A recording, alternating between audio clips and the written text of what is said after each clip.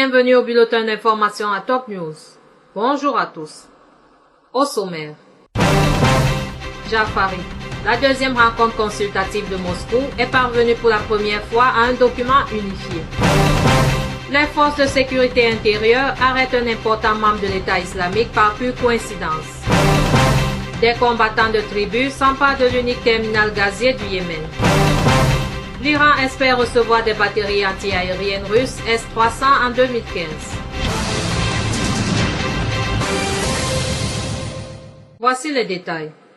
Monsieur Bachar Jafari, chef de la délégation du gouvernement de la République arabe syrienne, qui a participé à la deuxième rencontre consultative intersyrienne à Moscou, a affirmé que la délégation du gouvernement et celle de l'opposition sont parvenues pour la première fois à un document unifié. Dans une interview accordée à la télévision syrienne, M. Jafari a dit « Nous sommes parvenus à des dénominateurs communs sur le premier article intitulé « L'évaluation de la situation actuelle en Syrie », qui est l'un des 5 points présentés par le coordinateur russe, M. Vitali Nomkin, tandis que les autres points n'ont pas été discutés en raison du manque de temps. D'autre part, M. Jafari a souligné le grand effort déployé par la partie russe pour l'élaboration de l'ordre du jour d'entente sur la rencontre. Quelques unités de l'armée arabe syrienne ont éliminé des terroristes du front Al-Nosra dans la banlieue de Quneitra. Les terroristes ont été tués dans les villages de Hamidiya, Ajraf, Moutana et Batina dans la banlieue du gouvernorat selon une source militaire. D'autre part, précisément dans le village d'Abou Shatta, l'armée a détruit des véhicules et des armes de terroristes du front Al-Nosra en tuant plusieurs d'entre eux. Par ailleurs, un sit-in de solidarité avec le peuple yéménite a eu lieu devant l'ambassade de l'Arabie saoudite à Damas. Le bureau des renseignements des forces de sécurité intérieure ont arrêté à Baalbek un important membre du gouvernement État islamique, rapporte le quotidien As-Safi dans son édition de mardi. Le ressortissant syrien Tarek Kalfoun serait tombé entre les mains des forces de sécurité par pure coïncidence. L'individu, arrêté à un barrage de l'armée lors d'un simple contrôle d'identité pour n'avoir pas de papiers en règle, avait été transféré dans un premier temps vers un commissariat local, puis vers le bureau des renseignements des forces de sécurité intérieure.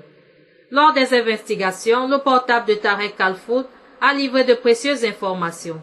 Il paraît ainsi que l'individu avait quitté à Tripoli quelques minutes après l'élimination du djihadiste Oussama Mansour par les forces de sécurité intérieure jeudi dernier. Tarek Kalfoun aurait par la suite projeté de se rendre à Ersal dans la Beka afin de rencontrer un certain Abou Mouatassem, un ressortissant égyptien appartenant à l'État islamique selon As-Safi. Il s'est également avéré lors de l'enquête que Tarek Kalfoun s'était rendu en Égypte, en Turquie et en Algérie et pourrait ainsi avoir joué un rôle en matière de recrutement au profit du groupe djihadiste. Des photos de lui dans des camps d'entraînement auraient renforcé cette thèse. Des combattants de tribus se sont emparés mardi de l'unique terminal gazier du Yémen situé à Belhaf sur le golfe d'Aden après la reddition de l'unité de l'armée chargée de sa protection selon une source militaire. La compagnie qui exploite le site Yémen LNG a simultanément annoncé la suspension de toutes ses opérations de production et d'exportation au terminal en raison de l'aggravation de la situation. 16 rebelles chiites ont été tués au Yémen dans un attentat à la moto piégée et une embuscade tendue par des combattants favorables au chef de l'État dans la province de Laj Sud, ont indiqué mardi des sources militaires. L'attentat à la moto piégée a été perpétré dans la nuit contre une position de rebelles dans le centre-ville de Outa, chef-lieu de Laj, tuant 10 d'entre eux et blessant 12 autres, ont rapporté les sources militaires.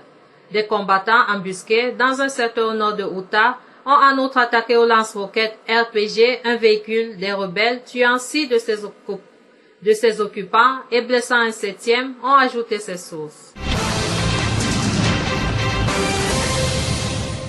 Le Conseil de sécurité de l'ONU va voter mardi matin sur un projet de résolution qui frappe de sanctions le chef des miliciens chiites Houthis et le fils de l'ex-président du Yémen Ali Abdallah Saleh, ont indiqué les diplomates. Selon ce projet, ce conseil impose aussi aux Houthis et à leurs alliés un embargo sur les armes et les sommes de cesser les hostilités et d'abandonner le pouvoir immédiatement et sans condition. L'Iran espère recevoir des batteries antiaériennes russes S-300 cette année, a déclaré mardi à Moscou le secrétaire du Conseil suprême de sécurité nationale iranien, Ali Shamkhani, au lendemain de la décision russe d'annuler l'interdiction de livrer ses missiles à Téhéran.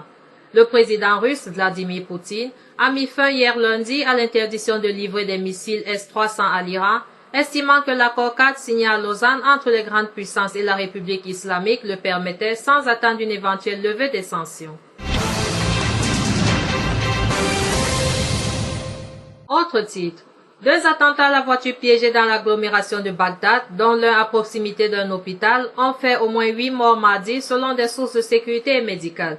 L'explosion d'une voiture sur un parking en face de l'hôpital Yarmouk, dans l'ouest de la capitale, a provoqué la mort d'au moins 4 personnes et fait 10 blessés. La seconde s'est produite dans un quartier résidentiel du sud, faisant au moins 4 morts et 13 blessés. 7 personnes avaient déjà été tuées lundi par l'explosion d'une voiture à Baya, un quartier de l'ouest de Bagdad. Enfin, le président nouvellement élu du Nigeria, Muhammadu Buhari, a reconnu mardi qu'il ne pouvait pas promettre de retrouver les 219 lycéennes de Chibok enlevées il y a un an pour jour pour jour par le groupe islamiste Boko Haram. Par ailleurs, les islamistes somaliens Shebab ont revendiqué mardi l'attaque en cours à Mogadiscio contre le ministère de l'Éducation où une fusillade se déroulait après l'explosion d'une voiture piégée. Merci à vous qui nous suivez de Beyrouth et partout ailleurs. Bulletin présenté par Anna et Carmé.